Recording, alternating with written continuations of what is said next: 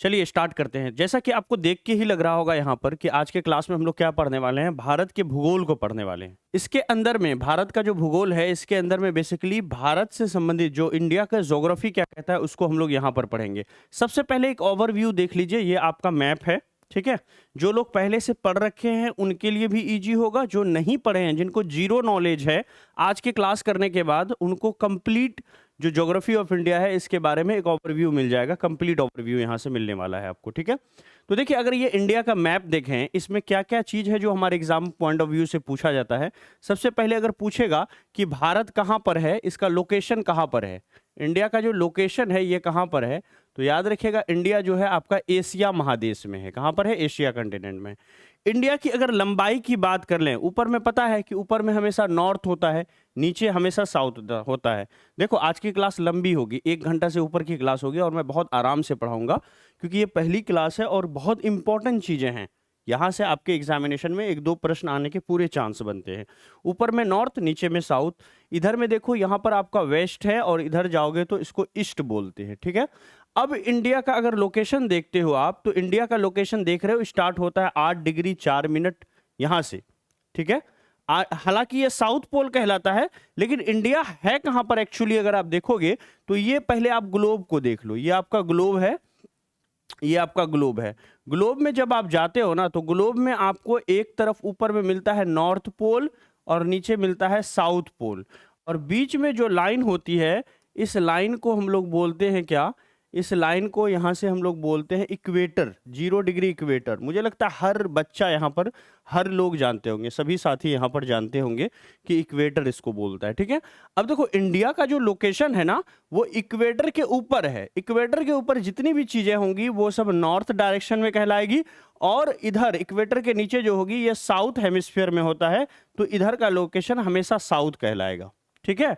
अब देखो यहाँ पर इंडिया, इसके ऊपर अगर जाते हैं तो यहां पर एक और लेयर आपको मिलता है, यहां पर एक और लेयर आपको मिल जाता है, और वो लेयर है यहां पर ट्रॉपिक ऑफ कैंसर, जिसको क्या कहते हैं हम लोग? ट्रॉपिक ऑफ कैंसर कहते हैं। क्या कहते हैं? ट्रॉपिक ऑफ कैंसर कहते हैं। और नीचे यहां पर आओगे तो ये ट्रॉपिक ऑफ कैप्रिकॉर्न है, ट्रॉपिक ऑफ कैप्रिकॉर्न है।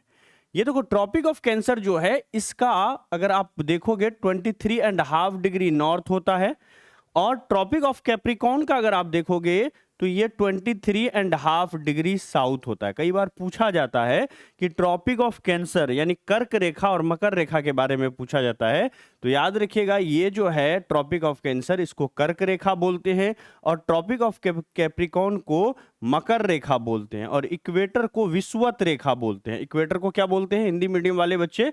इक्वेटर को बोलते हैं विषुवत रेखा। क्या बोलते हैं? विषुवत रेखा, ठीक है। समझ में आ रही है? कोई दिक्कत नहीं है। ये वाला मैप आपको अच्छे से नहीं दिख रहा होगा, लेकिन पीडीएफ जब अपलोड करेंगे उसमें क्लियरली दिखेगा आपको, ठीक है। इसमें हमको बहुत कुछ बताना भी नहीं है, आपको बस ऊपर ऊपर से इसमें दिखाना है कि भैया ये देखो, नॉर्थ से साउथ ये होता है, ईस्ट से वेस्ट ये होता है, ठीक है। तो इसकी विजिबिलिटी को लेकर के आप चिंता मत कीजिए, आप ग्लोब पर सीखिए। जो लोग सीखे हुए हैं बहुत अच्छी बात है, जो लोग बिल्कुल नहीं जानते हैं ध्यान रखिए, ये ग्लोब है, बीच में इक्वेटर होता है, ऊपर में नॉर्थ पोल, नीचे में साउथ पोल। बिल्कुल बच्चों की तरह सीखिए, छोटा बच्चा जो बेबी होता है ना उसके जैसे सीखिए। इक्वेटर होता है जिसको विषुवत रेखा कहते हैं, ऊपर में जाएंगे तो ट्रॉपिक ऑफ कैंसर, नीचे आएंगे तो ट्रॉपिक ऑफ कैप्रिकॉर्न। दोनों का जो डिग्री होता है सेम होता है, 23.5 डिग्री। बस ट्रॉपिक ऑफ कैंसर चूंकि क्या होता है, नॉर्दर्न हेमिस्फीयर में होता है। ये जो इक्वेटर है अर्थ को 2 भाग में बांटता है। ऊपर वाला जो पार्ट होता है, चूंकि किसी भी नक्शे में ऊपर में नॉर्थ माना जाता है, तो इक्वेटर के ऊपर वाला जो पार्ट होता है ये नॉर्दर्न हेमिस्फीयर होता है। इक्वेटर के नीचे वाला जो पार्ट होता है ये आपका साउदर्न हेमिस्फीयर होता है, ठीक है। अब नॉर्दर्न हेमिस्फीयर में जो लाइन होती है 23.5 डिग्री नॉर्थ वाली लाइन, इसको ट्रॉपिक ऑफ कैंसर या फिर कर्क रेखा कहते हैं। और साउदर्न हेमिस्फीयर में जो दक्षिणी गोलार्ध है, दक्षिणी गोलार्ध के अंदर में जो 23.5 डिग्री साउथ की जो लाइन होती है, इसको मकर रेखा कहते हैं या फिर ट्रॉपिक ऑफ कैप्रिकॉर्न कहते हैं। एक चीज समझिएगा, देखिए अच्छा लगे तो अप्रिशिएट कीजिएगा कि हाँ सर बहुत अच्छा समझ में आ रहा है, बहुत अच्छा समझा रहे हो आप, ठीक है। चलो अब देखो आगे बढ़ते हैं। अब देखो, यहां से मैं ये समझाने की कोशिश कर रहा हूं कि इंडिया है कहां पर। इंडिया का अगर आप देखोगे ना, देखो इंडिया जो है, आपको सीधा सीधा बताऊं तो नॉर्दर्न हेमिस्फीयर में है। इंडिया कहां पर है? नॉर्दर्न हेमिस्फीयर में है। तो इसकी एक और लोकेशन ग्लोब पर बात कर ले तो इंडिया कहां पर है? इंडिया जो है आपका नॉर्दर्न हेमिस्फीयर में है। लेकिन अगर सही सही बात करें कि नॉर्दर्न हेमिस्फीयर को भी दो पार्ट में अगर हम बांट दें, क्योंकि ये वाला जो है ना आपका, ये वाला जो लाइन है ना, ये लाइन आपका क्या कर रहा है, इंडिया को ये जो ये है नॉर्दर्न हेमिस्फीयर है, इसको दो पार्ट में बांट रहा है, एक ईस्टर्न हेमिस्फीयर, एक यहां पर वेस्टर्न हेमिस्फीयर। तो इंडिया का एक्चुअल लोकेशन अगर आप देखोगे तो ये नॉर्थ ईस्टर्न हेमिस्फीयर में है। तो कहां पर है इंडिया का actual location? North eastern hemisphere. क्या लिखेंगे? North eastern hemisphere. तो हेमिस्फीयर यहां ना लिख करके हम थोड़ा नीचे लिखेंगे कि इंडिया का जो लोकेशन है वो नॉर्थ ईस्टर्न हेमिस्फीयर में है। ठीक है, अब देखो इंडिया का जो लोकेशन है वो स्टार्ट होता है कहां से? 8 डिग्री 4 मिनट नॉर्थ से। ठीक है, कहां से स्टार्ट होता है? ये आगे की स्लाइडों में सारी चीजें 8 डिग्री 4 मिनट नॉर्थ से, और ये जाता कहां तक है? 37 डिग्री 6 मिनट नॉर्थ तक। तो 37 डिग्री 6 मिनट नॉर्थ तक। क्लियरली आप देख रहे हो कि सिर्फ नॉर्थ नॉर्थ आ रहा है, यानी इंडिया जो है नॉर्दर्न हेमिस्फीयर में है। अब इंडिया की बात करें दूसरे लोकेशन की, जो ये वेस्ट से लेके ईस्ट तक कहां तक फैला हुआ है, तो वेस्ट से ईस्ट तक जो फैला हुआ है वो आपका 68 डिग्री 7 मिनट ईस्ट से, 68 डिग्री 7 मिनट ईस्ट से 97 डिग्री 25 मिनट, यहां पर देख पा रहे होंगे आप लोग, पीडीएफ में देख लेना, 97 डिग्री 25 मिनट जो है ईस्ट तक फैला हुआ है। तो इंडिया का अगर लैटिट्यूड और लॉन्गिट्यूडनल विस्तार अगर आपसे पूछेगा कि भैया लैटिट्यूडनल लॉन्गिट्यूडनल विस्तार बता दो, तो आप क्या बताओगे? आप कहोगे कि सर इंडिया का जो लोकेशन है वो 8 डिग्री 4 मिनट नॉर्थ से स्टार्ट होता है और 37 डिग्री 6 मिनट नॉर्थ तक जाता है, कन्याकुमारी से लेकर के कश्मीर तक, है ना। ये आपका कितना है? 8 डिग्री 4 मिनट से 37 डिग्री 6 मिनट। और वहीं पर गौरमाथा जो कि गुजरात में है, सबसे वेस्टर्न पॉइंट है गौरमाथा गुजरात, 68 डिग्री 7 मिनट से गुजरात से शुरू होती है और 97 डिग्री 25 मिनट जो कि कीबीथू अरुणाचल प्रदेश है, वहां पर जाकर के ये खत्म होती है। तो आपने देखा कि इंडिया है कहां पर ग्लोब पर? इंडिया हमारा नॉर्थ ईस्टर्न हेमिस्फीयर में है। ठीक है, कुछ पता नहीं है मंचन कुमार, यकीन रखो इस क्लास को एक बार देखना, दूसरी बार रिवाइज करना और तीसरी बार पीडीएफ पढ़ना, चौथी बार अपनी नोट्स में इसको उतारना, फिर ये चीज हमेशा के लिए आपका हो जाएगा। ठीक है, अब देखो इंडिया का लोकेशन कहां पर है, हमने क्या क्या जाना, हमने अभी 10 मिनट जो पढ़ा इसमें क्या क्या जाना, 1 मिनट में रिकॉल कर देते हैं। हमने ग्लोब बना करके ये सीखा कि विषुवत रेखा या इक्वेटर कहां पर है, ट्रॉपिक ऑफ कैंसर कहां पर है, ट्रॉपिक ऑफ कैप्रिकॉर्न कहां पर है, इंडिया का लोकेशन कहां पर है, तो हमने देखा इंडिया नॉर्थ हेमिस्फीयर में है। ना सिर्फ नॉर्थ हेमिस्फीयर में बल्कि नॉर्थ ईस्टर्न हेमिस्फीयर में। ये जो पार्ट आप देख रहे हो ग्लोब का, ये जो ग्लोब का पार्ट देख रहे हो, मैं फिर से दिखा रहा हूं, ये जो ग्लोब का पार्ट देख रहे हो आप, येलो लाइन देखो, ये जो ग्लोब का पार्ट देख रहे हो, यहां पर इंडिया है, यहां पर इंडिया है, ये वाला पार्ट में इंडिया है, ना कि इंडिया इधर से, इंडिया को कोई मतलब नहीं है। इंडिया एक्चुअल में कहां पर है? नॉर्थ ईस्टर्न हेमिस्फीयर में है, यहां पर दिखता है इंडिया। ठीक है, इंडिया का हमने लेटिट्यूडनल लॉन्गिट्यूडनल विस्तार देख लिया। कुछ और बहुत खूबसूरत चीजें इस मैप में दी हुई है जो आपके एग्जाम पॉइंट ऑफ व्यू से इंपॉर्टेंट है। इसको 2 मिनट में पढ़ते हुए हम आगे की स्लाइड में चलते हैं, क्योंकि बहुत सारी इंपॉर्टेंट चीजें, देखो ये सारी चीजें आपके लिए यहां पर है, पढ़ते पढ़ते थक जाओगे, है ना। आज की क्लास में ऐसी इंपॉर्टेंट चीजें आपके लिए लेकर के आए हैं। ठीक है, ये देखो कंप्लीट। फिर यहाँ मैप के द्वारा हम जानेंगे भाई भूटान से कौन कौन सा स्टेट टच करता है, चाइना से कौन सा करता है, बांग्लादेश से कौन सा करता है। तो 1 बाय 1 सारे पड़ोसी देशों को जानेंगे और जो आपके एग्जाम पॉइंट ऑफ व्यू से इंपॉर्टेंट चीजें होंगी उसको भी जानेंगे। थोड़ी लंबी क्लास होगी लेकिन बहुत इंपॉर्टेंट चीजें हैं। पूरा ज्योग्राफी ऑफ इंडिया को इस क्लास में खत्म कर देंगे। ठीक है, चलिए आ जाते हैं पहले वाले पेज पर, फर्स्ट पेज पर अगर हम आए तो यहां पर देखिए हमने यहां तक सीखा। देखिए अब देखिए इंडिया का एक और चीज पूछता है कि इंडिया का जो विस्तार है वो नॉर्थ से साउथ की ओर कितनी लंबाई है, तो 3214 किलोमीटर लंबाई है इंडिया का। अगर पूछेगा कि भैया ये बता दो ऊपर से नीचे कितना है, तो आंसर क्या होगा? 3214 किलोमीटर। 3214 किलोमीटर इसकी ऊपर से नीचे तक लंबाई है। अगर पूछेगा कि वेस्ट टू ईस्ट लंबाई कितनी है, तो 2933 किलोमीटर। कितना है? 2933 किलोमीटर है। ठीक है, अगर पूछे नॉर्थ टू साउथ इंडिया की लंबाई कितनी है, तब आंसर क्या होगा? 3214 किलोमीटर। अगर पूछेगा कि वेस्ट टू ईस्ट कितना है, तो आंसर क्या होगा? 2933 किलोमीटर। 2933 किलोमीटर। ठीक है, अब एक और चीज देख लो, इंडिया का अगर पूछेगा भारत का जो ये मुख्य भूमि है, मैप देख रहे हो, इस भारत की मुख्य भूमि का दक्षिणतम बिंदु अगर पूछ लेगा तो आंसर क्या होगा? कन्याकुमारी। ठीक है, क्या है? कन्याकुमारी जो है ये मेनलैंड ऑफ इंडिया जो है, जो भारत की धरती है, धरती वाला भारत जो है, भारत तो समुद्र में भी है ना, समुद्री एरिया भी तो हमारा ही है, तो वो भी भारत का ही पार्ट हुआ, लेकिन इसको बोलते हैं मेनलैंड ऑफ इंडिया। जो आप धरती देख रहे हो ना, ये जमीन वाला जो इंडिया है, ये मेनलैंड ऑफ इंडिया कहलाता है। मेनलैंड ऑफ इंडिया का साउदर्न पॉइंट अगर आप देखोगे, सबसे दक्षिणतम बिंदु तो वो कन्याकुमारी है, और सबसे उत्तरी बिंदु अगर देखोगे इंडिया का तो वो आपका क्या हो रहा है? उत्तरतम बिंदु जो है वो आपका इंदिरा कौल है। उत्तरतम बिंदु कौन सा है? इंदिरा कौल है, जो कहां पर है? लद्दाख के अंदर में है। ठीक है, अब आओ, अब देखते हैं यहां पर सबसे वेस्टर्न बिंदु, पश्चिमोत्तर बिंदु, सबसे पश्चिम में आखिरी बिंदु जो है वो आपका गौर माता है, जो गुजरात के अंदर में है। और अगर हम सबसे हम लोग जो है पूर्वोत्तर बिंदु की बात करें, सबसे ईस्टर्न पॉइंट इंडिया का कौन सा होगा? इंडिया के मैप जब आप देखते हो तो कीबीथू, जो कि अरुणाचल प्रदेश में है, ये इंडिया का सबसे ईस्टर्न पार्ट है।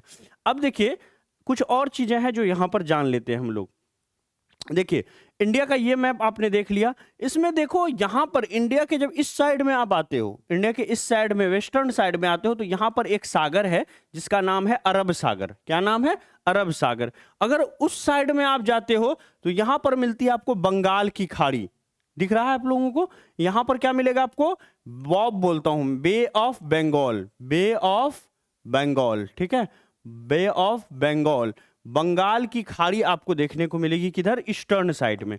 जब इधर आओगे आप वेस्टर्न साइड में, यहां पर अरब सागर मिलेगा, और अरब सागर के थोड़ा सा नीचे जाओगे तो आपको लक्षद्वीप मिलेगा।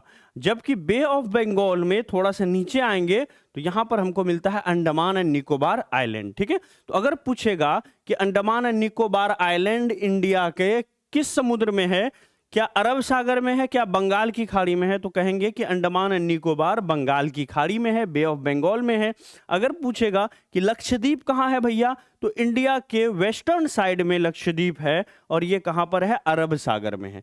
इंडिया के वेस्ट में अरब सागर है, इंडिया के ईस्ट में बे ऑफ बंगाल है, इंडिया के वेस्ट में लक्षद्वीप है, इंडिया के ईस्ट में अगर पूछेगा तो अंडमान एंड निकोबार आइलैंड है। भारत का अगर दक्षिणतम बिंदु पूछ लेगा, देखो दो चीज है पूछने का, एक पूछेगा कि भारत की मुख्य भूमि का दक्षिणतम बिंदु क्या होता है। अगर ऐसा पूछ ले कि भारत की मुख्य भूमि का दक्षिणतम बिंदु क्या होता है, तब तो आंसर हो जाएगा कन्याकुमारी। क्या आंसर होगा? Kanyakumari. Main land of India का दक्षिणतम बिंदु कन्याकुमारी।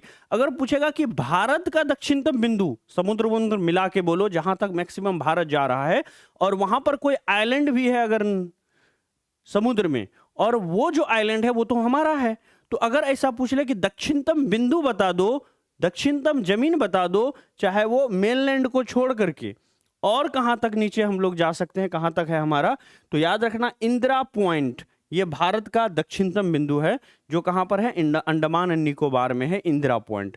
तो भारत का दक्षिणतम बिंदु पूछेगा तो Indira point, mainland of India का दक्षिणतम बिंदु पूछेगा तो कन्याकुमारी, है ना। अगर आपको नॉर्दर्न पॉइंट पूछेगा तो इंदिरा कौल, वेस्टर्न पॉइंट पूछेगा इंडिया का कि सबसे ज्यादा, सबसे वेस्टर्न पॉइंट कौन सा है, तो गौर माता है। सबसे ईस्टर्न पॉइंट अगर पूछेगा पूर्वोत्तर बिंदु, तो कीबीथू अरुणाचल प्रदेश में है।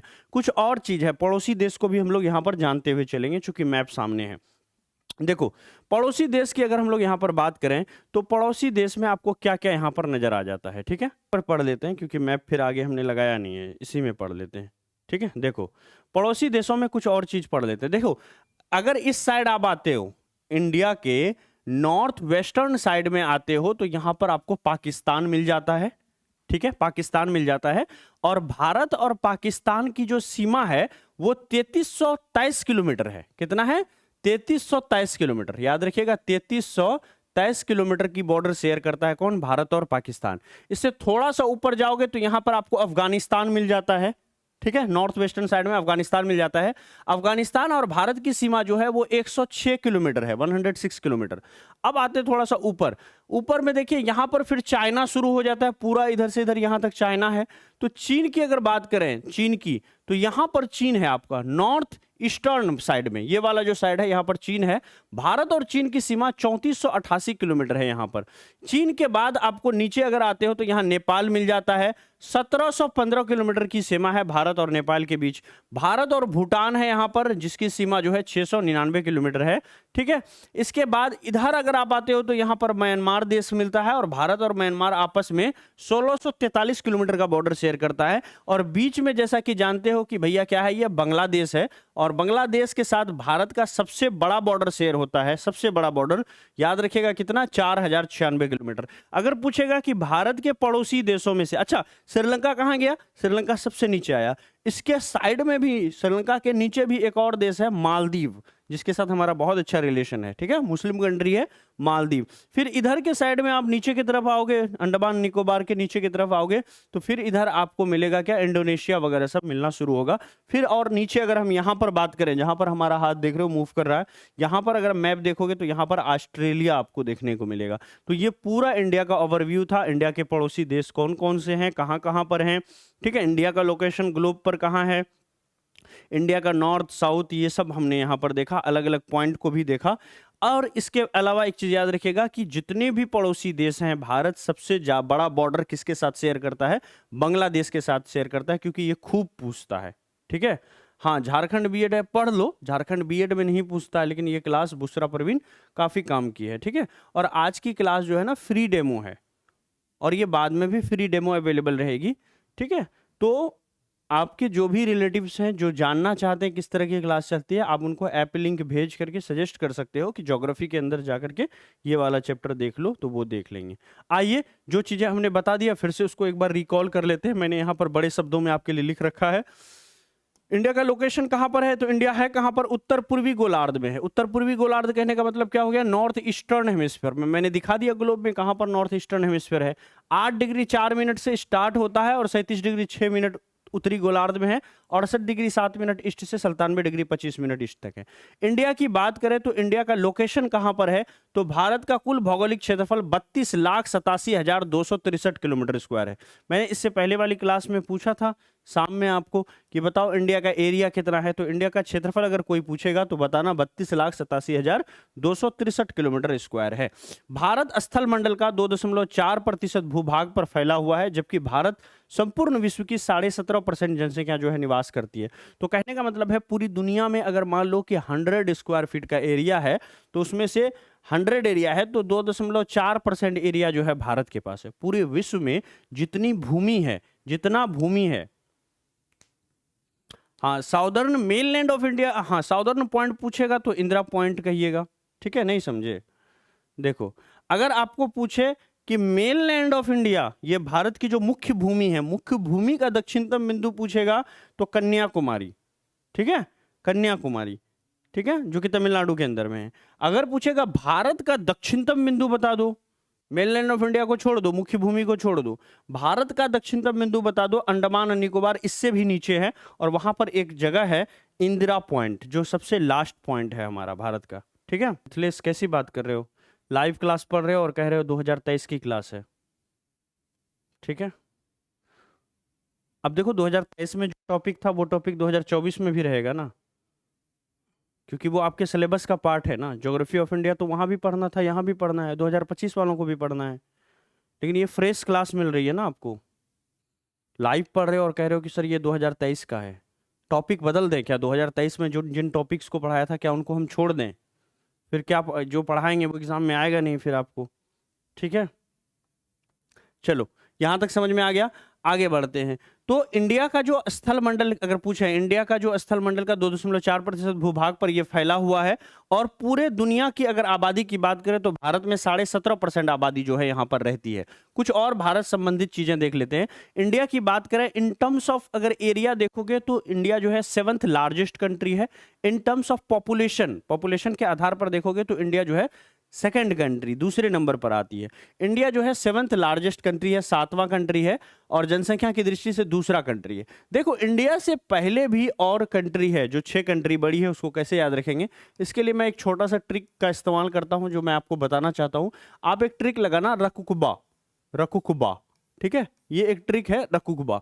क्या है ये ट्रिक, ध्यान में रखिएगा। सबसे बड़ी कंट्री जो है वो कोई और नहीं बल्कि यहां पर क्या हो जाएगा, R for Russia, C for Canada. दूसरे नंबर पर जो बड़ी कंट्री आती है वो है कनाडा, तीसरे नंबर पर USA, चौथे नंबर पर China, in terms of area बात कर रहा हूं, चाइना। पांचवें नंबर पर आती है ब्राजील, ब्राजील है ना, और A ऑस्ट्रेलिया, ऑस्ट्रेलिया, ठीक है, ऑस्ट्रिया, ठीक है।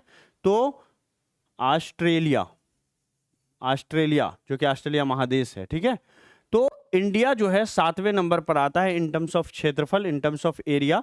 इससे पहले जो बड़ी कंट्री है रकुकबा से याद रखेंगे, Russia, Canada, USA, China, Brazil, Australia. ये जो है शुरुआत के 6 कंट्री है और 7वें नंबर पर भारत आता है। जनसंख्या की दृष्टि से दूसरा सबसे बड़ा देश था, लेकिन अब हम इसको क्या लिखेंगे, पहला देश है। भारत जो है जनसंख्या की दृष्टि से अगर हम देखें तो इसको हम यहां पर क्या लिख देते हैं, पहला देश है। क्योंकि अभी देखो हाल का जो रिपोर्ट आया है ना, पहला देश बन चुका है ये, पहला देश, पहला बड़ा देश हो गया है। भारत का विस्तार जो है उष्ण तथा उपोष्ण दोनों कटिबंध में फैला हुआ है। समूचा भारत का लगभग जलवायु जो है मानसूनी जलवायु, काफी इंपॉर्टेंट ये पॉइंट है। अगर पूछेगा कि भारत का जलवायु कैसा है तो क्या कहेंगे, भारत का जलवायु जो है मानसूनी जलवायु है। भारत का जलवायु कैसा जलवायु है, तो भारत की जलवायु जो है मानसूनी जलवायु है, ठीक है। चलिए आगे बढ़ते हैं, अगले पॉइंट पर आ जाते हैं। चलिए कुछ और इंपॉर्टेंट चीजें, जैसे कर्क रेखा भारत के लगभग बीचों बीच से होकर गुजरती है। कर्क रेखा कौन सी रेखा है, अभी आपको बताया था ट्रॉपिक ऑफ कैंसर के बारे में। ट्रॉपिक ऑफ कैंसर जो है जिसकी 23.5 डिग्री नॉर्थ है ना, ये 23.5 degree north, tropic of cancer, ये लगभग भारत के बीचों बीच होकर के गुजरता है। और इस रेखा पर पड़ने वाले जो टोटल राज्य हैं वो कितने हैं, 8 हैं। और ये चीज पूछा जाता है, ठीक है, ये चीज पूछा जाता है कि कर्क रेखा किन राज्यों से होकर गुजरती है, किन से नहीं गुजरती है। तो 8 राज्यों के नाम आपको याद होना चाहिए। 8 राज्यों के नाम क्या क्या हैं, गुजरात, राजस्थान, मध्य प्रदेश, छत्तीसगढ़, झारखंड, पश्चिम बंगाल, त्रिपुरा और मिजोरम। देखो इसको कैसे याद रखोगे, 2 मिनट में आपका खा जाऊंगा अगर ट्रिक आपको सीखना चाहते हो, ठीक है। अगर चाहते हो कि कभी ना भूलो तो ट्रिक थोड़ा सा डिफिकल्ट है, लेकिन सीख जाओगे तो बहुत आसान रहेगा आपके लिए। देखो राजीव गांधी क्या थे, पहले राजीव गांधी प्राइम मिनिस्टर थे, है ना। राजीव गांधी कौन थे, प्राइम मिनिस्टर थे। तो उन्होंने चीफ जस्टिस ऑफ इंडिया को बुलाया मीटिंग करने के लिए और उसको बैठा करके रखे हुए हैं वो, ठीक है। ट्रिक कुछ ऐसा ही है। तो हम यहां पर लिखेंगे राजीव गांधी, यहां पर हम लिखेंगे, है ना, शुरू से लिखते हैं इसको। चलिए ट्रिक मैं यहां पर लिख रहा हूं, यहां पर ट्रिक है आपका राजीव गांधी। देखो जो कैपिटल लेटर है ना उस पर आप ध्यान देना, ठीक है। Rajiv Gandhi, G for Gandhi, Rajiv Gandhi made chief justice, made chief justice, ठीक है। यहां पर C जो है अगेन कैपिटल हो जाएगा, made chief justice, chief justice, justice, wait for the meeting, wait for the meeting, ये 4 ऐसे ही है मसाला, एंड T फिर कैपिटल हो जाएगा, M फिर से कैपिटल हो जाएगा, ठीक है। वेट फॉर द मीटिंग, ये आपका पूरा ट्रिक हो गया, ये आपका पूरा जो है ट्रिक हो गया, इसको ध्यान में रखना। अब देखो इस ट्रिक को कैसे सॉल्व करेंगे हम, अपना हमारा पर्पस कैसे फुलफिल होगा। तो R फॉर क्या हो जाएगा, यहाँ पर राजस्थान हो जाएगा, R for Rajasthan. G for आप जानते हो, G फॉर गुजरात हो जाएगा, M कैपिटल है, M फॉर क्या हो जाएगा, मध्य प्रदेश हो जाएगा, ठीक है, मध्य प्रदेश हो जाएगा। C फॉर क्या हो जाएगा, C फॉर छत्तीसगढ़ हो जाएगा, छत्तीसगढ़। J फॉर क्या हो जाएगा, J फॉर झारखंड हो जाएगा, झारखंड, है ना। इसके अलावा W फॉर क्या हो जाएगा, W फॉर वेस्ट बंगाल हो जाएगा, है ना। T फॉर त्रिपुरा हो जाएगा, T से त्रिपुरा हो जाएगा, त्रिपुरा। M से देखो क्या हो जाएगा, M से मिजोरम हो जाएगा, M से मिजोरम हो जाएगा, ठीक है, M से मिजोरम हो जाएगा, मिजोरम। तो ये पूरा ट्रिक था इसको याद रखने का। कैसे याद रखेंगे, देखो कर्क रेखा जो है भारत के 8 राज्यों से होकर गुजरता है। कितने राज्यों से, 8 राज्यों से होकर गुजरता है। कैसे इसको ध्यान में रखेंगे? देखिए, भारत के 8 राज्यों से होकर गुजरता है। कौन कौन से राज्य हैं? तो ट्रिक है, Rajiv Gandhi made chief justice wait for the meeting. Four जो है यहाँ पर मसाला है, इसको स्मॉल में लिख दीजिएगा आप। बाकी जितना भी वर्ड लिखोगे, राजीव का आर कैपिटल, गांधी का जी कैपिटल, मेड का एम कैपिटल, हर एक वर्ड का पहला अक्षर कैपिटल कर देना, बस फोर को टोटल स्मॉल में आप लिख देना। फिर सबका पहला अक्षर से एक एक स्टेट बना देना। एक ओवरव्यू तो पता होना चाहिए, यहाँ पर पहले से पढ़ा हुआ होना चाहिए, तभी तो R for Rajasthan, G for Gujarat करोगे।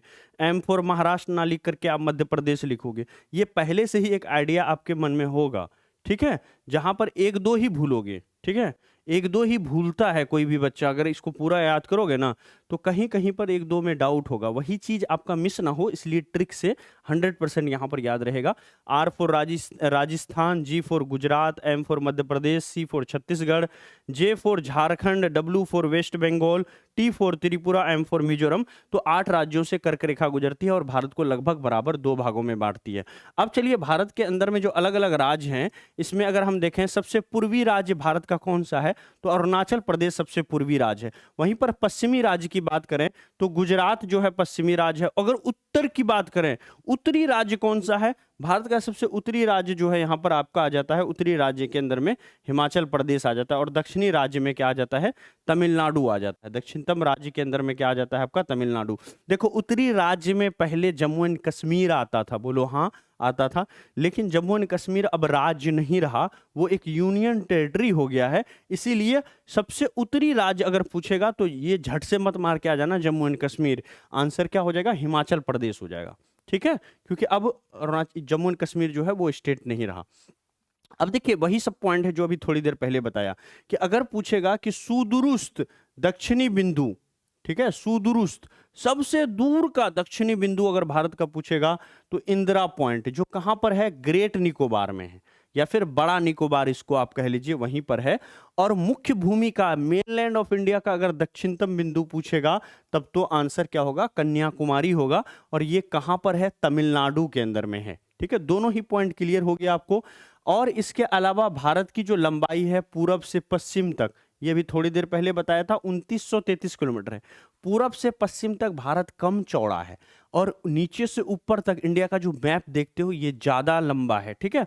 तो चौड़ाई भारत की कम है, लंबाई ज्यादा है। भाई, कई बार हम लोग कंफ्यूज कर जाते हैं। तो लंबाई ज्यादा है, 3200। हमेशा कोई भी चीज में लंबाई ज्यादा होता है, चौड़ाई कम होता है।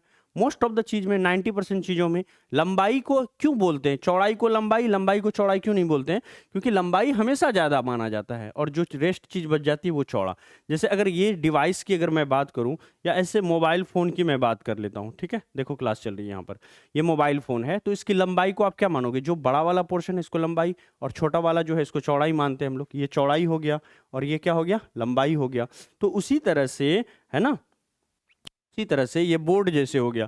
तो ये पूरा, इसको चूंकि बड़ा वाला है इसको लंबाई मान लिए, और जो ये है उसको क्या मान लिए? चौड़ाई मान लिए। तो उसी तरह से याद रखना, जब भी भूलोगे कि भाई कौन छोटा कौन बड़ा, तो इंडिया का जो लंबाई होगा वो सबसे ज्यादा होगा, और चौड़ाई जो होगा वो कम होगा। तो चौड़ाई 2933 किलोमीटर, लंबाई 3214 किलोमीटर है। अब आइए थोड़ा सा सीमा को समझिए। यहाँ पर बच्चे अक्सर जो है गलती कर देते हैं, ठीक है। रीजनिंग की क्लास सितंबर से शुरू होगी, अभी कंप्लीट जीके और हिंदी चलेगी पूरे अगस्त महीने में, ठीक है।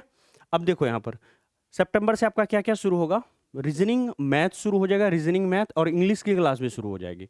इंग्लिश की क्लास हम आपको 20 से 25 तारीख तक, 20 से 25 अगस्त को, 20 अगस्त के बाद यानी 25 अगस्त तक जो है इंग्लिश की एक डेमो क्लास आ जाएगी, ऐप पर भी, यूट्यूब पर भी। आप उसको देखना, कंप्लीट एक चैप्टर सर पढ़ाएंगे।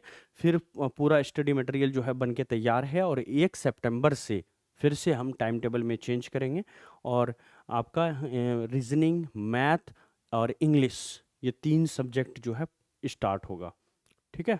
ऑलमोस्ट जो है सप्ते में 4 दिन कम से कम जो है मैथ, रीजनिंग और इंग्लिश ये चलेगा, ठीक है। 4 दिन, बाकी 2 दिन आपको रिवाइज करना है, ठीक है। तो उस दिन से यानी सितंबर से आपका 3 घंटा बढ़ गया, 1 घंटे हमारी क्लास हो गई, 4 घंटे मिनिमम क्लास जो है सितंबर से शुरू होगा। अभी जितना पढ़ा रहे हैं उसको आप कवर करते जाइए, रिवाइज करते जाइए, उस पर प्रैक्टिस लगाते जाइए, ताकि ये चीज़ें आपकी तैयार हो जाए, ठीक है। चलो, भारत की स्थलीय सीमा की लंबाई जो है वो आपका कितना है? 1510 15,106 किलोमीटर है। भारत की स्थलीय सीमा, समझिएगा यहाँ पर एक वर्ड है स्थलीय सीमा, तो भारत की स्थलीय सीमा जो है ये आपका 15,106 किलोमीटर है।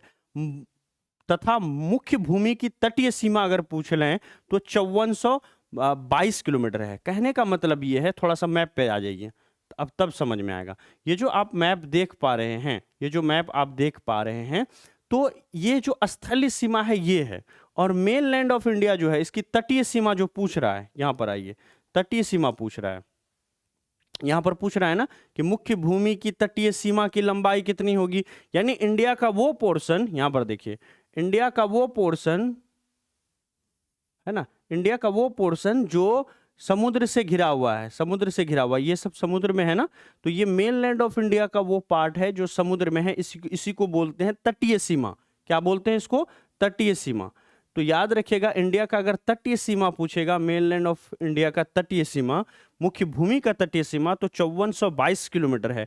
और स्थलीय सीमा पूछ लेगा, यानी जो आप मैप देखते हो इंडिया का, यही जो है यही आपका स्थलीय सीमा है। तो इसकी स्थलीय सीमा अगर पूछेगा, स्थलीय सीमा की लंबाई पूछेगा, तो 15,106 किलोमीटर है। यानी यहां से उठा लो, जो आपका जिधर जिधर आपको क्या है भूमि मिलती है, ऊपर वाला पार्ट, ये वाला पार्ट जो देख रहे हो, इससे ऊपर अगर जाओगे तो सिर्फ भूमि मिलती है। उधर का जो एरिया है, उधर की जो बॉर्डर है इंडिया का, वो आपका 15,106 किलोमीटर है।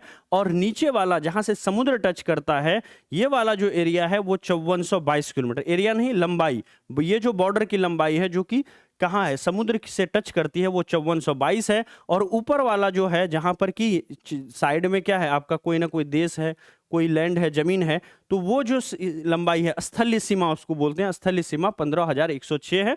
और जो तटीय सीमा है वो 5422 किलोमीटर है।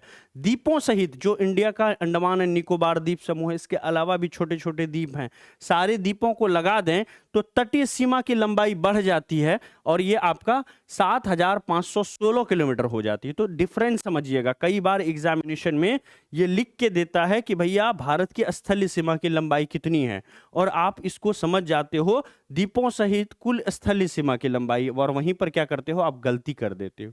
ठीक है, साइंस भी होगा, वहीं पर क्या करते हो आप, मिल जाएगा रिकॉर्डेड वीडियो में, वहीं पर आप गलती कर देते हो। ध्यान में रखिएगा, अगर पूछेगा स्थलीय सीमा की लंबाई, तो सिर्फ ये हाफ ऑफ इंडिया से ऊपर पूछ रहा है, समुद्री जो बॉर्डर है उसको छोड़ करके जो स्थलीय बॉर्डर है उसको पूछ रहा है, 15,106 किलोमीटर। अगर द्वीप को मिला देंगे तो 7,516 किलोमीटर हो जाता है। और वहीं पर जो ये बॉर्डर वाला तटीय सीमा है, तटीय सीमा मेनलैंड ऑफ इंडिया का अगर पूछेगा तो 5422 किलोमीटर जो है ये हो जाता है। भारत का सुदूरस्थ पूर्वी बिंदु अभी बता दिए थे, अरुणाचल प्रदेश में है, कीबिथू है। और पश्चिमी बिंदु कहां पर है, गुजरात के अंदर में है, जिसको गुहार मोती के नाम से जाना जाता है। भारत का सर्वाधिक तटीय सीमा की लंबाई वाला जो राज्य है वो गुजरात है। कौन सा ऐसा स्टेट है, कौन सा ऐसा स्टेट है जिसका जो है तटीय सीमा, तटीय सीमा मतलब समुद्री सीमा जिसका सबसे बड़ा है, समुद्री सीमा वाला सबसे बड़ा जो स्टेट है वो है गुजरात। ठीक है, क्योंकि गुजरात का लोकेशन में देखते हो ऐसे ऐसे आपको देखने को मिलता है, तो ये इस क्या हो रहा है, यहाँ पर समुद्र है, तो इससे के कारण जो है इसकी सीमा जो है वो बढ़ जाती है। तो सबसे बड़ा तटीय सीमा वाला राज्य कौन सा हो जाता है, सबसे लंबा तटीय सीमा वाला राज्य गुजरात हो जाता है। सर्वाधिक तटीय सीमा की लंबाई वाला केंद्र शासित प्रदेश अगर पूछेगा तो अंडमान एंड निकोबार, क्योंकि अंडमान एंड निकोबार भी लंबा है ना, ऐसे ऐसे जाल है बिछा हुआ, तो अंडमान एंड निकोबार जो है वो क्या है भैया, सबसे लंबा है यहाँ पर। ठीक है, तो सबसे लंबा तटीय सीमा वाला केंद्र शासित प्रदेश अरुणाचल प्रदेश, अंडमान एंड निकोबार। और सबसे लंबा तटीय सीमा वाला अगर स्टेट पूछेगा तो आंसर क्या होगा, गुजरात हो जाएगा। ठीक है, यहां पर समझ में आ गया। चलिए आगे चलते हैं, गोवा की बात करें, गोवा राज्यों की में सबसे छोटी तटीय सीमा है 1118 किलोमीटर। तो गोवा कहां पर है, ये भी समुद्री क्षेत्र में है गोवा, आपको पता है। तो अगर पूछेगा कि भारत की सबसे लंबी तटीय सीमा वाला, भारत की ऐसा अगर पूछ ले कि भारत की सबसे लंबी तटीय सीमा वाला जो स्टेट है वो कौन सा है, तो आंसर क्या होगा, गुजरात। अगर पूछ ले भारत की सबसे छोटी तटीय सीमा वाला स्टेट कौन सा होगा, तो गोवा।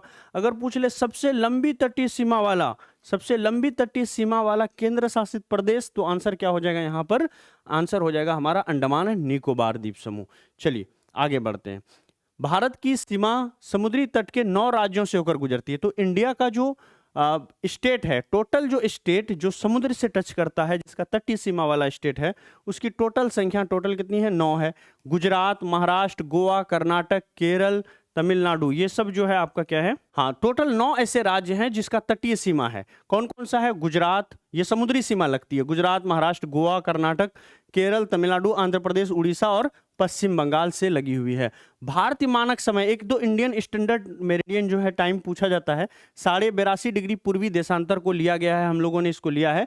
और 82.5 डिग्री पूर्वी जो देशांतर रेखा है, ये प्रयागराज मिर्जापुर से होकर गुजरती है। तो कई बार प्रश्न में पूछता है कि इंडिया का जो स्टैंडर्ड टाइम मेरिडियन है, इंडिया का जो IST है, जो कि 82.5 डिग्री ईस्टर्न है, 82.5 डिग्री ईस्ट है, ये जो 82.5 डिग्री पूर्वी देशांतर है, ये कहाँ से गुजरती है? तो प्रयागराज से गुजरती है। प्रयागराज में एक जगह है, इलाहाबाद में एक जगह है मिर्जापुर, है ना।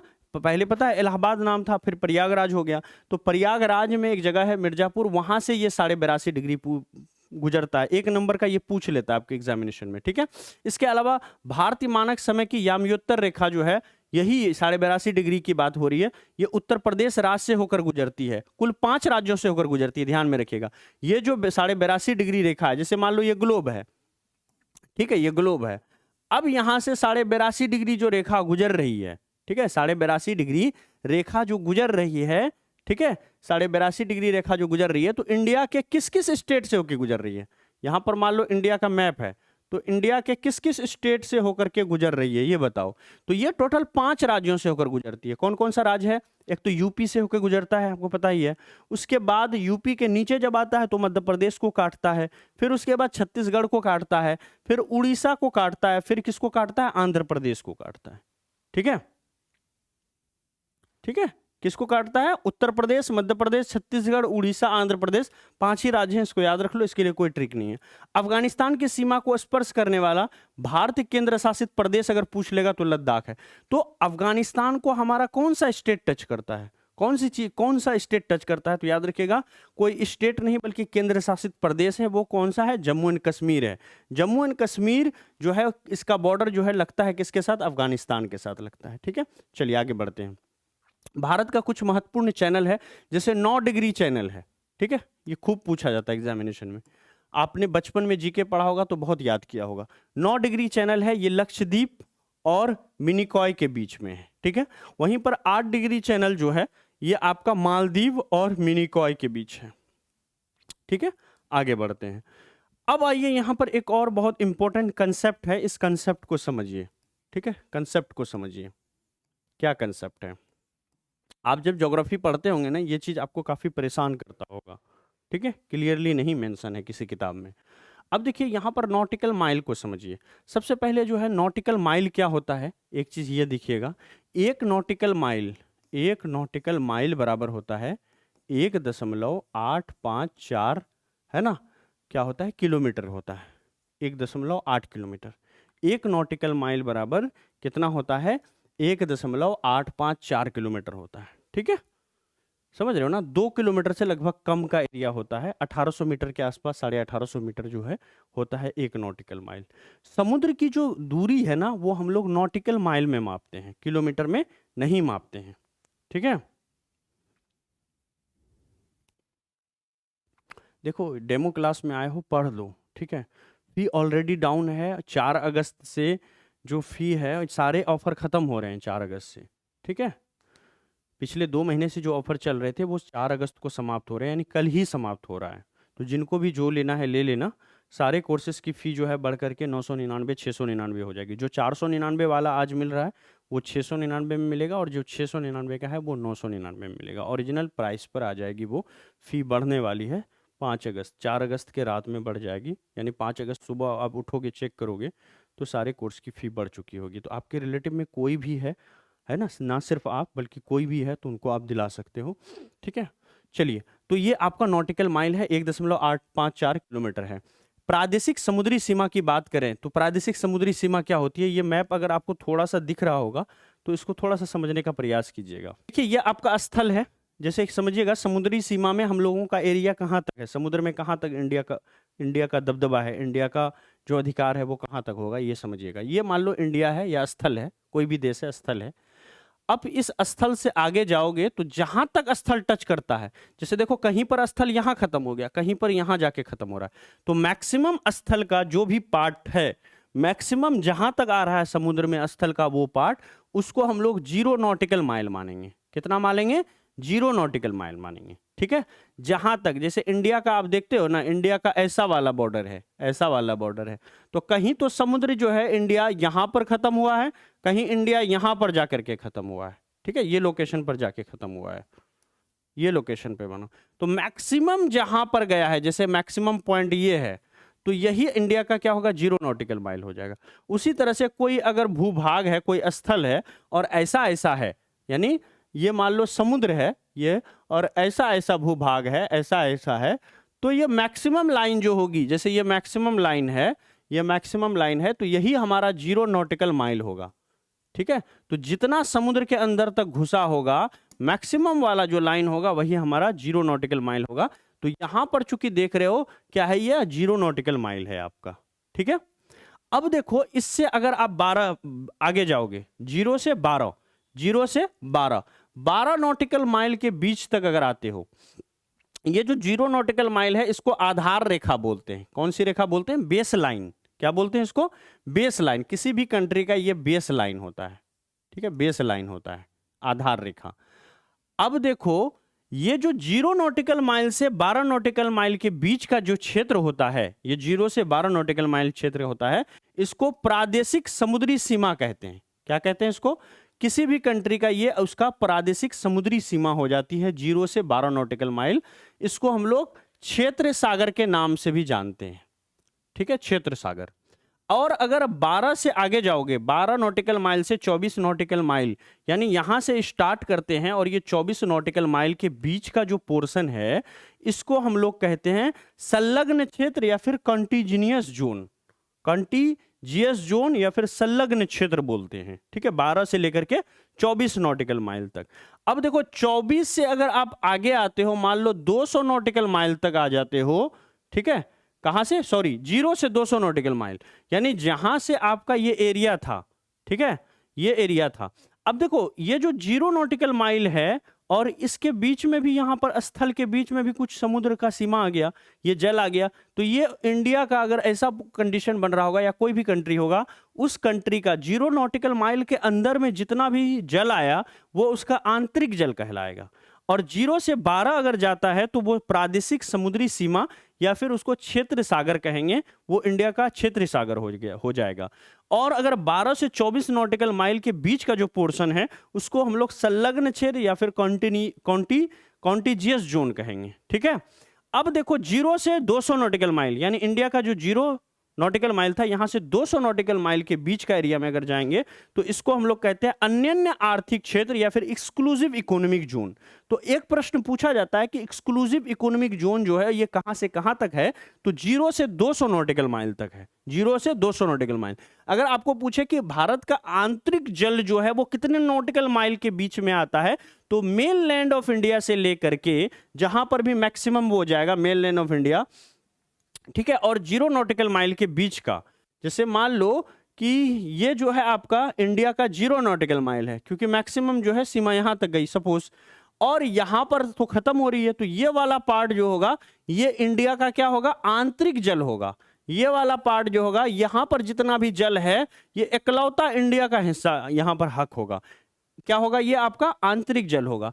उसी तरह से 0 से 12 से 24 नॉटिकल माइल ये इंडिया का जो है संलग्न क्षेत्र कहलाएगा, और एक्सक्लूसिव इकोनॉमिक जोन जो है 0 से 200 नॉटिकल माइल तक होगा। यहां तक भारत का जो है क्या होगा? यहां तक की जो ये है जल है उस पर अधिकार किसका होगा? भारत का होगा। समुद्री सीमा में 200 नॉटिकल माइल तक। अब इसको गुना कर लो 1.8 से। ठीक है, 18 दूना 36, लगभग 360 किलोमीटर तक का 200 नॉटिकल माइल है ना।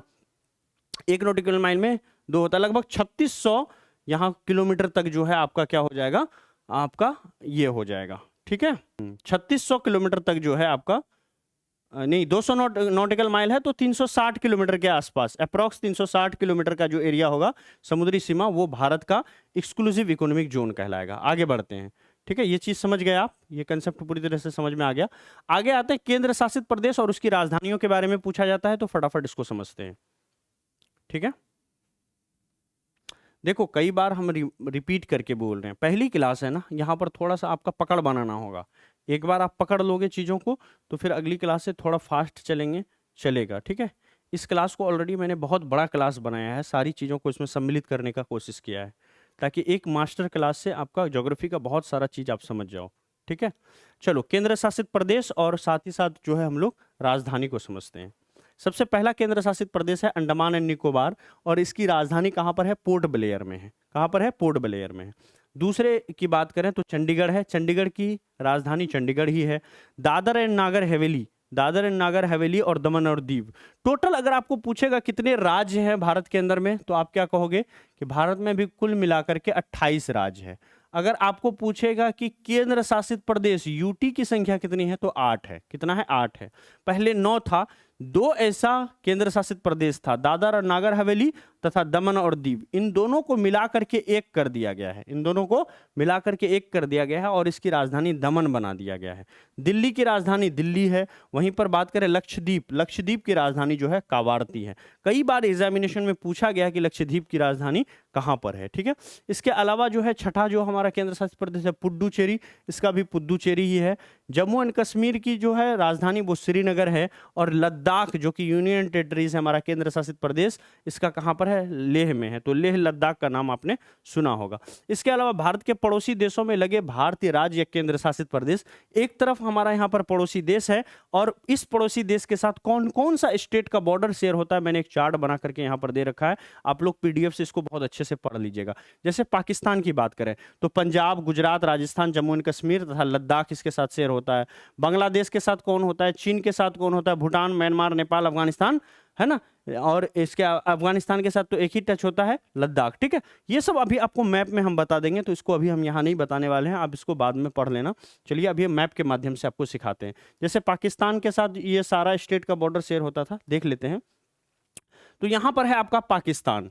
कहोगे हाँ सर यहाँ तो पाकिस्तान है, मान गए ये पाकिस्तान है हमारा। पाकिस्तान के साथ कौन कौन से स्टेट का बॉर्डर शेयर होता है? सबसे पहले शुरू करते हैं ऊपर से, ठीक है। चलो ऊपर से देखते हैं। यहां पर आओ, पाकिस्तान है, ठीक है। हमको यहां पूछा है स्पर्श करने वाले राज्य या केंद्र शासित प्रदेश, दोनों, ठीक है। तो सबसे पहले ऊपर में देखो, क्या यहां पर लद्दाख का बॉर्डर पाकिस्तान के साथ टच नहीं हो रहा है? ये लद्दाख है ना, ये पूरा एरिया लद्दाख है और यहां पर टच हो रहा है। तो कहोगे हाँ सर ये तो टच हो रहा है, ठीक है। तो ये लद्दाख जो है इसका बॉर्डर टच होता है, तो ये लद्दाख हमारा निकल गया यहां पर, ठीक है। चलो दूसरा जम्मू एंड कश्मीर का, तो जम्मू एंड कश्मीर का बॉर्डर भी इससे टच होता है। जम्मू एंड कश्मीर के बाद देखिए हिमाचल प्रदेश थोड़ा अंदर है। पंजाब का एरिया जो है हिमाचल प्रदेश का मुंह बंद करके रखा हुआ है, यानी पंजाब यहाँ पर टच कर रहा है, तो यहाँ पर पंजाब भी हमारा टच कर रहा है। पंजाब के बाद देखो ये कौन सा एरिया है? ये आपका राजस्थान है, यानी राजस्थान भी पाकिस्तान के साथ बॉर्डर शेयर करता है, तो यहाँ पर आंसर क्या होगा? राजस्थान। अब देखो राजस्थान के बाद ये वाला, इधर तो आपका अरेबियन सी हो गया, मानते हो? इधर तो आपका क्या हो गया? समुद्र हो गया, पानी हो गया। लेकिन यहाँ पर देख रहे हो गांधीनगर गुजरात है, तो गुजरात का भी बॉर्डर पाकिस्तान के साथ टच होता है, तो गुजरात का भी बॉर्डर टच होता है। तो हमने मैप के माध्यम से देखा कि किन किन स्टेट का बॉर्डर टच होता है। तो लद्दाख जो कि आपका क्या है? यूनियन टेरिटरीज है। Jammu and Kashmir union territories है। तो कौन सा केंद्र शासित प्रदेश या स्टेट है बॉर्डर शेयर होता है? लद्दाख, जम्मू एंड कश्मीर, पंजाब, फिर उसके बाद राजस्थान का टच होता है, और ये येलो वाला जो देख रहे हो गुजरात गांधीनगर का बॉर्डर यहाँ पर शेयर होता है, ठीक है। चलिए आगे बढ़ते हैं। आगे देख लेते हैं भूटान। भूटान के साथ कौन कौन सा स्टेट या यूनियन टेरिटरीज का बॉर्डर शेयर होता है? भूटान एक कंट्री है, यहाँ पर भूटान को मैंने दिखाया है मैप में। अब भूटान के बगल में देख लीजिए, यहाँ पर आपका सिक्किम है, तो सबसे पहला क्या हो गया? सिक्किम हो गया। तो देखो सिक्किम का बॉर्डर शेयर होता है, हमने सिक्किम में टच कर दिया, टिक कर दिया यहाँ पर। इसके अलावा अरुणाचल प्रदेश का होता है, कहोगे हाँ सर अरुणाचल का भी होता है, दूसरे नंबर में अरुणाचल प्रदेश कर दिया। तीसरे में असम में, है ना, असम में जो है, असम में अभी क्या है? असम में टच हो रहा है, तो असम के साथ टच हो रहा है, तो तीसरे नंबर पर हमने असम का नाम लिख दिया, तो यहाँ पर असम के साथ। और फिर यहाँ पर नीचे देखो ये वेस्ट बंगाल है, पश्चिम बंगाल, अगर आपको क्लियरली दिख रहा होगा ये पश्चिम बंगाल है। और पश्चिम बंगाल वाला ये जो कलर है पर्पल कलर, देखो वहां सिक्किम तक जाके टच होता है, यानी यहाँ सिक्किम तक जाकर के ये मिलता है, ठीक है। तो ये वेस्ट बंगाल, पश्चिम बंगाल भी इसके साथ बॉर्डर टच करता है। तो भूटान के साथ इंडिया का कितना स्टेट का बॉर्डर शेयर होता है? तो कुल मिलाकर के 4 स्टेट, पश्चिम बंगाल, है ना, सिक्किम, अरुणाचल प्रदेश और असम, ये 4 जो हैं स्टेट का बॉर्डर शेयर होता है। आगे बढ़ते हैं, अब आते हैं चीन के साथ, जो हमारा सबसे बड़ा सरदर्द है। हाँ, पीडीएफ में मिलेगा सालू कुमारी, कोई दिक्कत नहीं है। और जिन लोगों के रिलेटिव ने कोर्स नहीं लिया है, दोस्तों ने, रिश्तेदारों ने, है ना, जो भी कोर्स आप दिलाना चाहते हो 4 अगस्त तक दिला दो। 4 अगस्त के बाद फ़ी बढ़ने वाली है। मैं ऐसा करके एक बैनर भी लगा दूंगा ऐप पर, फ़ी जो है बढ़ने वाली है 4 अगस्त के बाद, यानी ऑफर समाप्त हो रहा है, फ़ी नहीं बढ़ा रहे, ऑफर समाप्त हो रही है, ठीक है। चलो ये देखो चाइना है, यहाँ पर क्या है हमारा सबसे ज़्यादा बड़ा सरदर्द, जो कि चीन है। चीन का बॉर्डर किस किस के साथ शेयर होता है? सबसे पहले देखो लेह लद्दाख के साथ शेयर होता है, लद्दाख के साथ। दूसरे नंबर पर अरुणाचल प्रदेश के साथ शेयर होता है। तीसरे नंबर पर उत्तराखंड के साथ शेयर होता है। फिर यहाँ से नेपाल आता है और ये यूपी और बिहार का मुंह बंद कर देता है, यानी यूपी और बिहार चाइना के साथ बॉर्डर शेयर नहीं करता है, यूपी बिहार जो है नेपाल के साथ शेयर करता है, ठीक है। नेपाल के साथ और कौन कौन सा करता है इसको हम लोग अगले स्लाइड में देखेंगे, अभी सिर्फ चाइना पर फोकस करते हैं। तो लद्दाख जो है शेयर करता है, अरुणाचल प्रदेश, है ना, उत्तराखंड, ये 3 स्टेट हो गए। यहाँ पर देखो सिक्किम, क्या सिक्किम जो है वो बॉर्डर शेयर करता है चाइना के साथ? तो हाँ, सिक्किम भी शेयर करता है, तीसरा नंबर में सिक्किम हो जाएगा। इसके अलावा देखिए अरुणाचल प्रदेश करता है, एकदम बेशक अरुणाचल प्रदेश करता है, चौथे नंबर पर अरुणाचल प्रदेश हो गया। तो कुल मिलाकर के यहाँ पर 5 है। एक और केंद्र शासित प्रदेश यहाँ पर जुड़ गया, कुछ छूट नहीं रहा, हिमाचल प्रदेश, उत्तराखंड, सिक्किम, टोटल जो है 1 2 3, यहाँ पर 4 हो जाएगा ये आपका सिक्किम, और ये 5 हो जाएगा। कुल मिलाकर के 5 राज्य। हिमाचल प्रदेश, यहाँ पर देखिए सबसे पहले ऊपर में आपका केंद्र शासित प्रदेश लद्दाख, उसके बाद आ जाते हैं हम लोग हिमाचल प्रदेश, तो हिमाचल प्रदेश शेयर करता है। उत्तराखंड शेयर करता है, तो उत्तराखंड में टिक कर दो आप। फिर उसके बाद आओ सिक्किम, सिक्किम टच करता है, सिक्किम कर रहा है। फिर उसके बाद आओ अरुणाचल प्रदेश, तो अरुणाचल प्रदेश भी यहाँ पर बॉर्डर शेयर करता है। तो कुल मिलाकर के 1 2 3 4 5, टोटल जो है 5 ऐसे स्टेट है, इंडियन स्टेट, जिसका बॉर्डर शेयर होता है चाइना के साथ। तो कौन कौन सा स्टेट है इसको जरूर आप ध्यान में रखिएगा। अगला है बांग्लादेश, हमारा पड़ोसी है बांग्लादेश। अब बांग्लादेश का बॉर्डर किसके किसके साथ शेयर होता है ये भी यहाँ पर देख लेते हैं हम लोग। पहले बांग्लादेश है कहाँ पर? ये बांग्लादेश है, थोड़ा सा नहीं दिख रहा होगा आपको, बांग्लादेश है। एक तो देखो वेस्ट बंगाल के साथ टच होता है, कोई शक नहीं है, तो पश्चिम बंगाल के साथ टच होता है। दूसरा देख लो, इधर तो समुद्र ही है, ऊपर चलते हैं, ये भूटान तो अलग है। असम की असम जो है शेयर करता है, देखो असम का ये येलो वाला ना व्हाइट से टच कर रहा है, यानी ये बांग्लादेश से टच करता है, तो असम भी है यहाँ पर, ठीक है, असम है। अब आओ, असम है, असम के बाद देखो और कौन सा है? मेघालय है, बोलोगे हाँ सर मेघालय है। मेघालय के बाद देखो यहाँ नीचे त्रिपुरा है, त्रिपुरा भी है ना। मिजोरम, यहाँ नीचे देखो मिजोरम, ये मिजोरम भी है, जिसकी राजधानी आइजोल है ना। तो कुल मिलाकर के जो है यहाँ पर 5 ऐसे स्टेट हैं जिनका बॉर्डर बांग्लादेश के साथ शेयर होता है। कौन कौन सा स्टेट है ये आपको याद रखना होगा और मैप से एक प्रैक्टिस करना होगा। अब आ जाते हैं हम लोग नेपाल। नेपाल का बॉर्डर किन किन स्टेट से शेयर होता है तो यहाँ पर देख लेते हैं। यहाँ पर देखिए नेपाल की अगर बात करें, तो नेपाल से जो है सबसे पहले तो उत्तराखंड का बॉर्डर शेयर होता है। दूसरे नंबर पर आ जाते हैं हम लोग, यहाँ पर उत्तर प्रदेश बॉर्डर शेयर करता है नेपाल के साथ। तीसरे नंबर पर आ जाते हैं भैया, तीसरे नंबर पर बिहार शेयर करता है, ठीक है, और भी करता है क्या? सिक्किम करता है ना, चौथे नंबर पर सिक्किम करता है। तो 1 2 3 4 5, कोई एक छूट रहा है। यहाँ पर देखो पश्चिम बंगाल, वेस्ट बंगाल भी शेयर करता है 5वें नंबर पर। तो ये पांचों जो है क्या है, नेपाल के साथ बॉर्डर शेयर करता है। कौन कौन सा, एक बार फिर से रिवीजन कीजिए। उत्तराखंड, उत्तर प्रदेश, बिहार, वेस्ट बंगाल और सिक्किम, ये 5 स्टेट का बॉर्डर जो है शेयर होता है किसके साथ? नेपाल के साथ, ठीक है। चलिए आगे बढ़ जाते हैं, म्यांमार का देख लेते हैं। ये देखिए म्यांमार है, ठीक है, म्यांमार है। म्यांमार के साथ कौन कौन सा होता है? सबसे पहले अरुणाचल प्रदेश बॉर्डर शेयर करता है, फिर उसके बाद नागालैंड बॉर्डर शेयर करता है म्यांमार के साथ। मणिपुर का बॉर्डर टच होता है, इंडियन स्टेट मणिपुर का, और फिर उसके बाद जो है मिजोरम का बॉर्डर टच होता है, ठीक है। अरुणाचल प्रदेश, नागालैंड, मणिपुर, मिजोरम, इसमें अरुणाचल प्रदेश का सर्वाधिक जो है म्यांमार के साथ टच होता है। अरुणाचल प्रदेश का एरिया सबसे बड़ा है, बाकी सबका बॉर्डर छोटा है। तो कुल मिलाकर के जो है यहाँ पर अरुणाचल प्रदेश, नागालैंड, मणिपुर, मिजोरम, 4 ऐसे स्टेट हैं जिनका बॉर्डर जो है म्यांमार के साथ टच होता है। आगे देख लेते हैं। अब देखो यहाँ पर थोड़ा सा ना कई बार पूछा जाता है कि किन किन देशों के बीच रेड क्लिफ लाइन है, किन किन देशों के बीच मैकमोहन रेखा है है ना। डुरंड रेखा किन किन देशों के बीच में है, तो थोड़ा सा भारत के पड़ोसी देशों के बीच में जो बॉर्डर है उसका नाम जान लेते हैं। अगर आपको कभी भी पूछे कि भारत और पाकिस्तान के बीच कौन सा रेखा है, तो रेड क्लिफ लाइन है, ये सब कोई जानता होगा। भारत और चीन के बीच का रेखा जो है, सीमा रेखा, इसका नाम मैकमोहन लाइन है। अगर पूछेगा बताओ डुरंड रेखा किन किन देशों के बीच में है, तो आप कहना कि अफगानिस्तान और भारत के बीच की जो रेखा है, अफगानिस्तान और भारत के बीच की जो रेखा है, इसको डुरंड रेखा के नाम से जाना जाता है।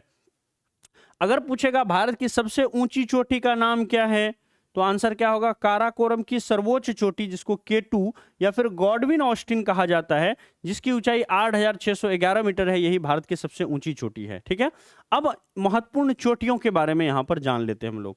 देखो, आरावली की पहाड़ी का नाम सुना है आपने। आरावली की पहाड़ी की सबसे ऊंची चोटी का नाम है गुरु शिखर। ठीक है, तो अगर पूछ लेगा कि गुरु शिखर के बारे में निम्नलिखित में से कौन सा कथन जो है वो सच है, कौन सा कथन जो है गुरु शिखर के बारे में है, तो याद रखिएगा गुरु शिखर जो है ये क्या है, अरावली पहाड़ की सबसे ऊंची चोटी है गुरु शिखर। गुरु शिखर अरावली के माउंट आबू पर स्थित है। ये कुछ और इंपॉर्टेंट था उसके बारे में। मलवा का पठार मध्य प्रदेश और छत्तीसगढ़ राज्य में स्थित है ना, कई बार पूछा था मलवा का पठार का लोकेशन कहां पर है, मध्य प्रदेश और छत्तीसगढ़ राज्य में स्थित है। चंबल और बेतवा नदी कहां से निकलती है, ये सब मलवा के पठार से ही निकलती है। ये जो दो नदियां हैं, चंबल नदी और बेतवा नदी, कहां से निकलती है, मलवा के पठार से निकलती है। और मलवा का पठार कहां पर है, मध्य प्रदेश और छत्तीसगढ़ राज्य के अंदर में है। उत्तर भारत को दक्षिणी भारत से विंध्य पर्वतमाला जो है वो अलग करती है। ठीक है, कभी कभार हम बोलते हैं ना उत्तर भारत दक्षिणी भारत, तो ये कहां से हम लोग लेते हैं, विंध्य पर्वतमाला को बीच का बॉर्डर समझते हैं, और ऊपर वाला पार्ट उत्तर भारत और नीचे वाला दक्षिणी भारत हो जाता है। इसके अलावा जैसे रूर एक जगह था जर्मनी में, ठीक है, काफी रिसोर्स रिच एरिया था, बहुत सारा रिसोर्स वहां पर मिलता था, इंडस्ट्रियल रिसोर्स था। उसी तरह से वो रूर शब्द जो है वहां से फेमस हो गया। तो भारत का रूर यानी भारत का वो जगह जहां पर बहुत ज्यादा रिसोर्स है, वो कौन सा है, छोटा नागपुर पठार है। ये छोटा नागपुर पठार कहां पर है, ये जो आज का बिहार और झारखंड है, आजकल का झारखंड जो है, उड़ीसा जो है, उड़ीसा, ये सब जो है किसके अंदर में आता है, छोटा नागपुर पठार के एरिया में ये दोनों स्टेट फैला हुआ है। तो छोटा नागपुर पठार जो है खनिज भंडार की दृष्टि से भारत का सबसे प्रमुख क्षेत्र है, सबसे ज्यादा खनिज आपको यही छोटा नागपुर पठार में देखने को मिलेगा। दक्कन का पठार जो है मध्य प्रदेश और महाराष्ट्र के राज्य में स्थित है। दक्कन के पठार में काली मिट्टी जो है पाया जाता है। और अजंता की पहाड़ी जो है महाराष्ट्र के औरंगाबाद जिले में, कई बार पूछता है ना अजंता और एलोरा की पहाड़ियां कहां पर है, तो अजंता की पहाड़ी जो है वो महाराष्ट्र के औरंगाबाद जिले में है।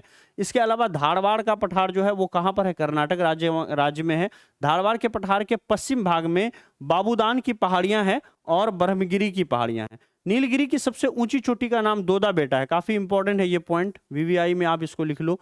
दोदा बेटा जो है ये किसकी ऊंचाई, किसकी सबसे ऊंची चोटी है, तो नीलगिरी की सबसे ऊंची चोटी है। दोदा बेटा दक्षिण भारत की दूसरी सबसे बड़ी चोटी है। और दक्षिण भारत की अगर सबसे ऊंची चोटी को पूछें तो अनाईमुड़ी है। अगर पूछेगा दक्षिण भारत की सबसे ऊंची चोटी का नाम क्या है, कई बार पूछा है ये एग्जामिनेशन में, तो अनाईमुड़ी है, जिसकी ऊंचाई जो है 2695 किलोमीटर है। कितनी है, 2695 किलोमीटर है। और ये दक्षिण भारत की सबसे ऊंची चोटी में आती है। दक्षिण भारत की सबसे ऊंची चोटी अनाईमुड़ी है और इसकी जो ऊंचाई है वो 2695 है।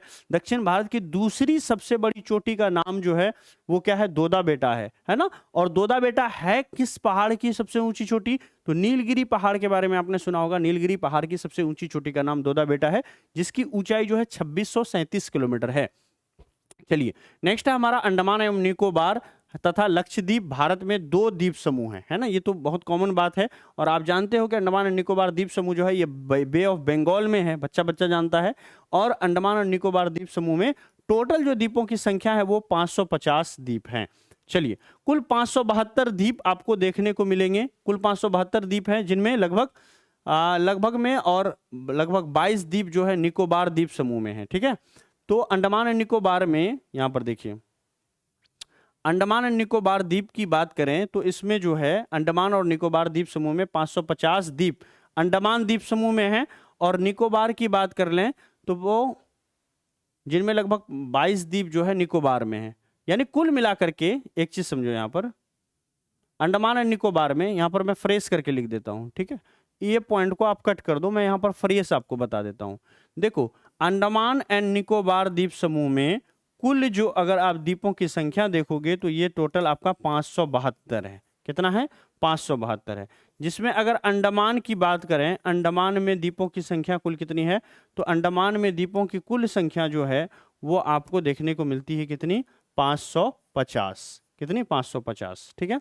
अब देखो निकोबार में जो है, निकोबार में द्वीपों की कुल कम है द्वीपों की संख्या, लगभग 22 द्वीप यहाँ पर आपको देखने को मिलते हैं। तो अंडमान एंड निकोबार द्वीप समूह में कुल 572 द्वीप हैं, जिसमें अंडमान समूह में 550 द्वीप आते हैं, और निकोबार समूह के अंदर में जो है, निकोबार समूह के अंदर में, है ना, निकोबार समूह के अंदर में, ठीक है, निकोबार समूह के अंदर में, निकोबार समूह के अंदर में 22 द्वीप यहां पर आपको देखने को मिलते हैं। भारत का रूर जो है छोटा नागपुर पठार को कहा जाता है, यह भी हम थोड़ी देर पहले बता ही चुके हैं आपको, है ना। अब आते हैं भारत एक दृष्टि में, यानी एक चार्ट के माध्यम से पूरा भारत को समझ जाते हैं, ठीक है।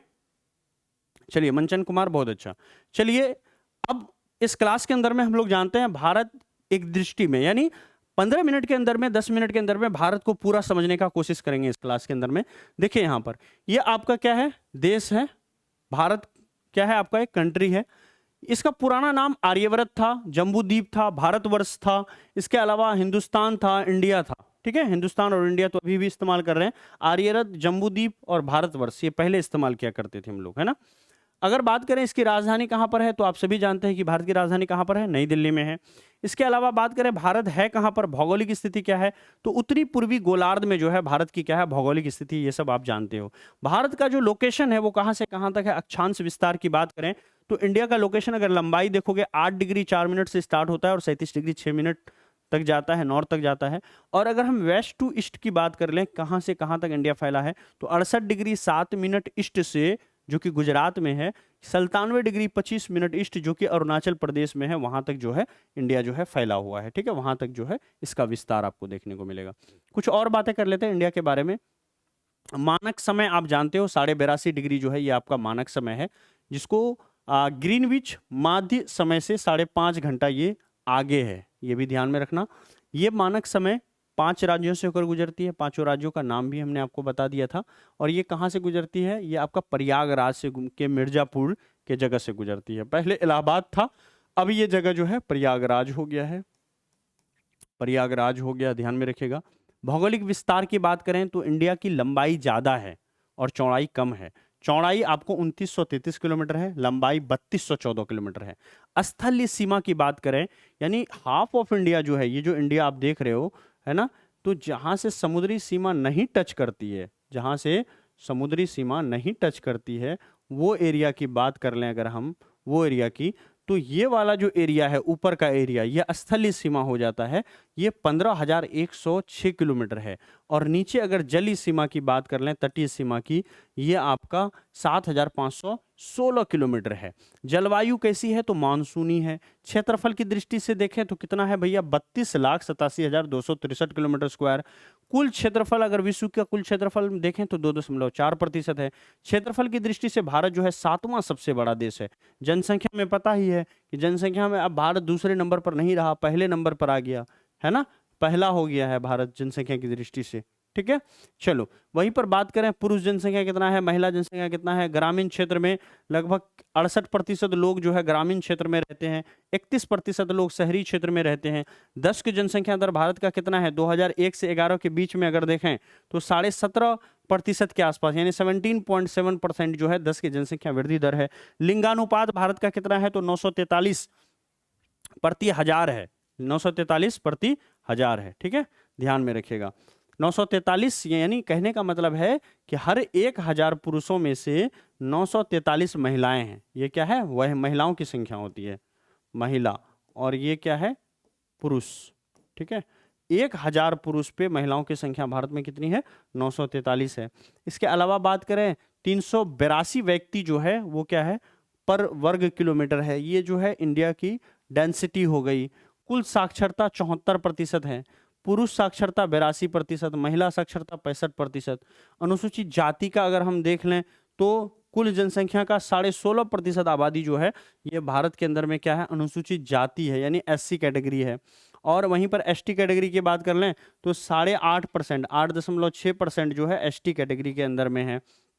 राज्यों की संख्या 8 है, केंद्र शासित प्रदेश राज्यों की संख्या 28 है, केंद्र शासित प्रदेश कितने हैं? 8 हैं, है ना। ज्यामितीय आकार अगर देख लें भारत का, भारत दिखता कैसा है, एरिया कैसा है भारत का, तो चतुष्कोणीय है। कैसा है? चतुष्कोणीय।